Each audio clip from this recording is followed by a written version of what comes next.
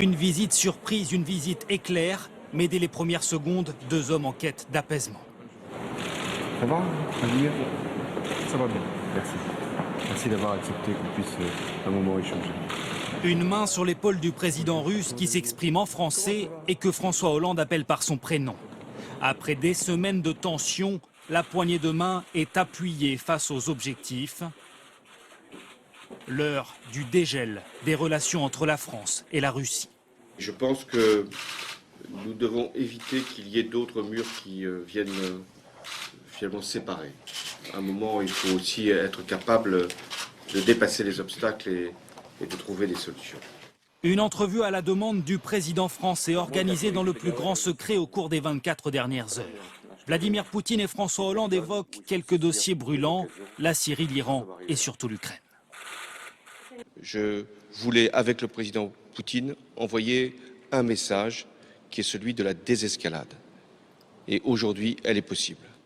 Officiellement, pas un mot en revanche de l'épineux dossier des navires Mistral, vendus par la France à la Russie, mais dont la livraison a été suspendue jusqu'à nouvel ordre. Du Mistral, nous n'avons pas parlé. Nous n'avons même pas évoqué la question. Il y a un contrat qui est un document juridique. Nous partons du principe qu'il sera réalisé. Deux présidents tout sourire au moment de se quitter. Malgré le froid sur le tarmac moscovite, il était bien question aujourd'hui d'un réchauffement entre la France et la Russie. Bonsoir Alban. Alors quels sont les retours du côté du Kremlin, à la fois sur l'Ukraine, mais aussi sur ces fameux porte-hélicoptères ? Je dirais que c'est une réussite personnelle pour les deux présidents. Pour Vladimir Poutine d'abord, qui parvient à rompre l'isolement qui lui était imposé par le camp occidental. Et c'est une réussite aussi pour François Hollande, parce qu'elle est discutée d'homme à homme avec le numéro 1 russe, et bien place la France dans une position privilégiée en matière diplomatique pour la résolution de conflits en Ukraine, mais aussi dans l'affaire des Mistral, où un arrangement sera sans doute trouvé.